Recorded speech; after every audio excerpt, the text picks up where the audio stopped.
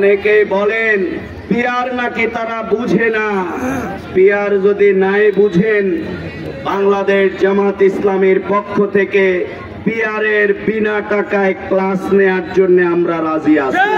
আল্লাহর আইন চাই, সৎ লোকের শাসন চাই।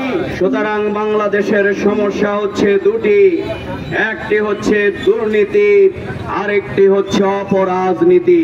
জনতা 24-এর সেই আন্দোলনে বৈষম্যের বিরুদ্ধে তারা সংগ্রাম করেছে, তরুণ যুবকেরা পঙ্গুত্ব বরণ করেছে।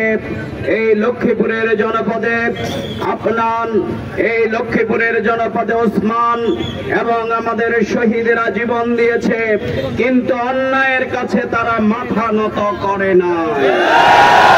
আজকের সেই শহীদের চত্বরে দাঁড়িয়ে বৈষম্যহীন বাংলাদেশ, উই ওয়ান্ট জাস্টিস, ইনসাফের বাংলাদেশ, শোষণ বঞ্চনা, মাদক এবং সন্ত্রাস মুক্ত, নারীদের মর্যাদা, শিক্ষা, স্বাস্থ্য সকল ক্ষেত্রে একটি মানবিক বাংলাদেশ গড়ে তুলবার জন্য বাংলাদেশ জামাত ইসলামী যেই স্লোগান দিয়েছে, আল্লাহর আইন চাই, সৎ লোকের শাসন চাই, আজকের এই সময়ে এসে প্রমাণিত হয়েছে বাংলাদেশে সবার শাসন দেখা শেষ হয়েছে, কিন্তু শান্তির জন্য আল্লাহর আইন, সৎ লোকের শাসনের কোনো বিকল্প নেই। সুতরাং বাংলাদেশের সমস্যা হচ্ছে দুটি, একটি হচ্ছে দুর্নীতি, আরেকটি হচ্ছে অপরাজনীতি।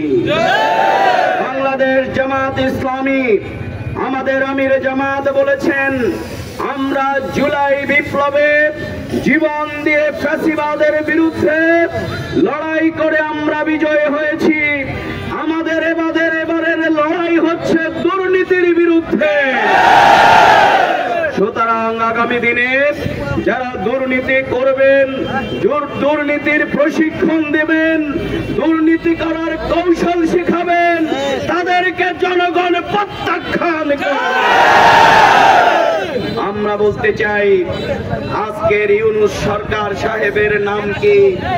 অন্তর্বর্তীকালীন সরকার বলতে সংবিধানে কোনো শব্দ নেই, কি বলেন ঠিক?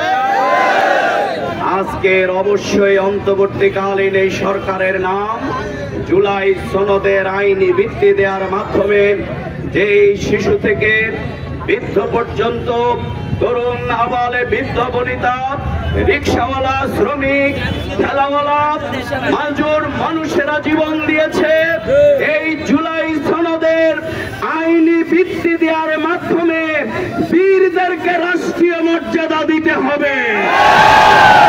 কিন্তু যারা এই বিপ্লবকে পছন্দ করেন নাই, যারা এই আন্দোলনের কারণে দিল্লি পালিয়ে যেতে বাধ্য হয়েছে, সেই শেখ হাসিনার ফ্যাসিবাদরা আজকে তাদের দোসররাই জুলাই সনদের আইনি ভিত্তি দিতে চায় না। সংগ্রামী ভাই এবং বন্ধুগণ, তাই আমাদের বক্তব্য খুবই পরিষ্কার, অবশ্যই সেই কালো টাকা মুক্ত, চাঁদাবাজি মুক্ত, সেই ফ্যাসিবাদ, ফ্যাসি শক্তি মুক্ত সকল মানুষের ভোটের অধিকার যদি নিশ্চিত করতে হয়, তাহলে সর্বপর্যায়ের মানুষ, 71% মানুষ পিয়ারের পক্ষে তাদের রায় প্রদান করেছে। সংগ্রামী ভাইয়েরা, অনেকেই বলেন পিয়ার নাকি তারা বুঝে না। পিয়ার যদি নাই বুঝেন, বাংলাদেশ জামাত ইসলামের পক্ষ থেকে পিয়ারের বিনা টাকায় ক্লাস নেয়ার জন্য আমরা রাজি আছি। অবশ্যই জনগণের কল্যাণে এই দাবি মেনে নিতে হবে। বাংলাদেশে আজকে অনেকে বলতে চান বাংলাদেশ জামাত ইসলামী নাকি নির্বাচন চায়, পিছাতে চায়।